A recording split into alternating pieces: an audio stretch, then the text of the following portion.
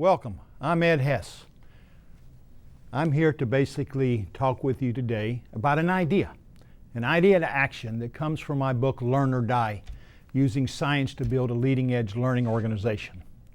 And before getting to the idea, I want to tell you the context of the idea. The purpose of the book Learn or Die is to use the science of learning to answer two important questions. Number one, how does one, me, you, become a better and faster learner? And two, how does a manager or leader build a team or organization that continuously learns better and faster than the competition? And learning better and faster than the competition is not just an organizational imperative today. I believe it's an individual imperative. And why is learning so important? Well, you have to be under a rock not to realize that the pace of change is increasing faster and faster and faster, driven by globalization and technology. Change requires adaptation, and adaptation requires learning.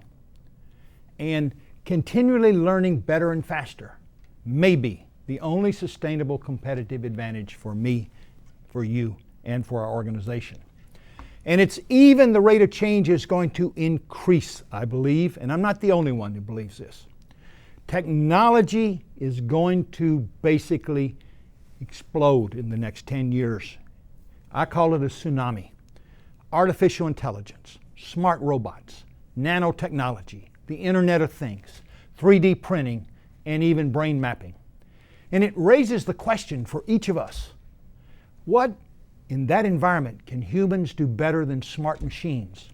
And the answer of most of the experts is humans can critically and innovatively think, and humans can be emotionally engaged with other humans. Those are the capabilities or the skills that we don't think in the next 10 or 20 years smart machines will be able to do. Now, with that background, here's an idea for my book. I think that learning in the environment which we're in requires a new definition of being smart. Most of us grew up through the school system and in our life believing being smart is about how much I know. Being smart was getting all A's in school. Being smart was making the fewest mistakes.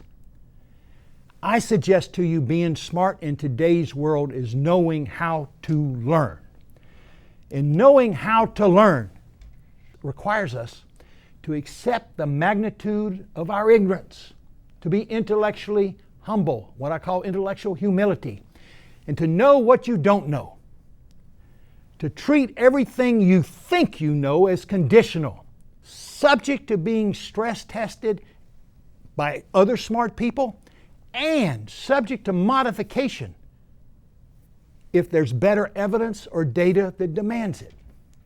This means we need to define ourselves not by what you know, but by using the best thinking, experimenting, and collaborating processes. And in this new definition of being smart, mistakes are learning opportunities. Mistakes are not bad unless you keep making the same mistake and you don't learn.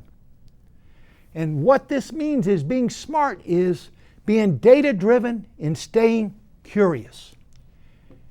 And it means managing our thinking and managing our emotions to mitigate or overcome the big inhibitors to learning. Arrogance, cognitive blindness, closed-mindedness, complacency, our ego. We got to be right. I'm smarter than you. I don't want to look bad. Fear of failure, and what I call the 3 Ds, defend, deny, deflect.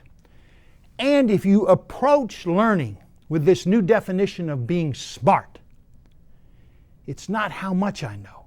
It's whether I use good thinking, collaborating, experimenting processes, and whether I am open-minded and whether I quiet my ego. I suggest to you, you can be a better learner and your teams will be better learning teams. Thank you very much.